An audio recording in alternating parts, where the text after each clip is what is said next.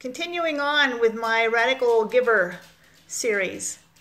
We talked a little bit about what a radical giver was. Okay, nobody seems to be, well, a lot of people don't seem to be familiar with that term. So I spent the previous video explaining exactly what a radical giver is, and today I want to talk a little bit about how to develop the radical giver mindset.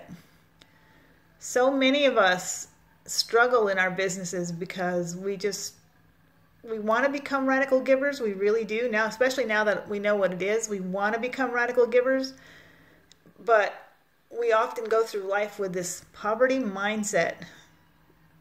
And it's not always our fault. Okay, if you read my blog post on what my parents taught me about money, yeah, my poverty mindset was there for a very long time, and it came from my parents. It's what they taught me. But you've got to get past that. You've got to get past those limiting beliefs. You've got to get past those thoughts. And so today we're going to talk about the 3 beliefs that can keep you stuck in poverty and how to overcome them. So poverty mindset number 1. There's not enough to go around. A lot of people believe that there's just not enough money in the world. There's not enough prospects. There's not enough opportunity. There's not enough goodness. There's not enough stuff to go around. And when you believe that there's a limit to the money or the prospects or the goodness available in the world, then you can approach every situation with the belief that you have to hoard things. You have to hold tightly to your money, to your time, to your prospects, to your clients, to your gifts. And that's just not true. What if you flipped the script? So instead of telling yourself there's not enough to go around, embrace the belief that there's more than enough to share. I learned a long time ago that what you focus on will always expand. And what that means is if you focus on one belief, it will become self-fulfilling. So the more you tell yourself there's not enough to go around, the more likely that's going to be the case for you.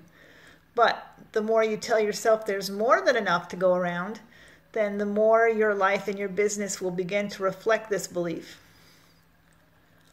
Poverty mindset number 2. Helping others shine means I can't shine. Again, not true. Now, it's easy to think that if other people are awesome, then you can't be awesome too.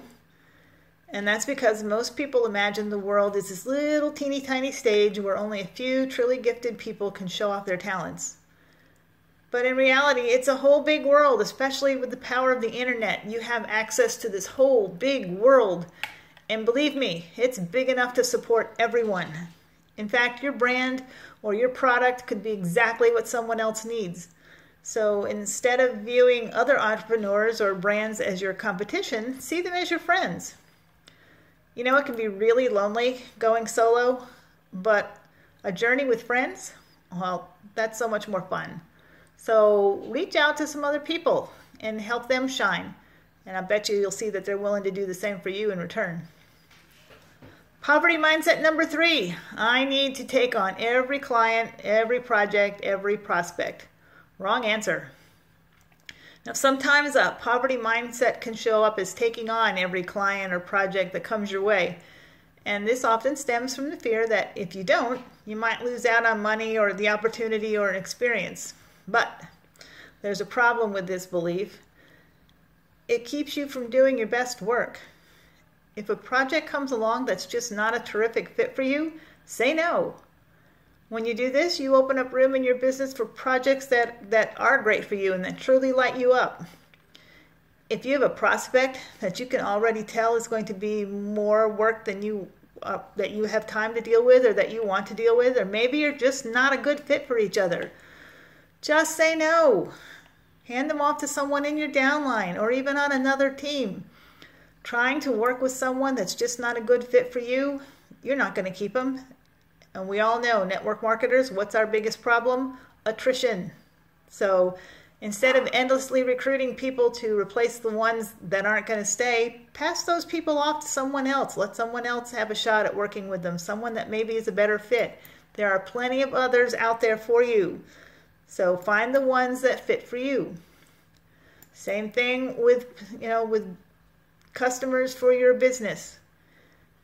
If your product is just not a good fit for a prospect, say so. Refer them to someone else who can help them. I promise you, you will be much more favorably remembered for referring them to the person that can help them than for shoving your product down their throat and they find out it really doesn't work like they wanted. Moving past the poverty mindset and becoming a radical giver isn't something you're going to do overnight. Okay, it's going to take a few months of practice, and it's going to take support, a lot of support from a loving community of like-minded business owners. And I have one of those communities for you. If you're interested, just say so in the comments and I will add you to our little group. But rest assured, if you stay focused, then you can embrace this new mindset and you'll be amazed at what it can do for your business.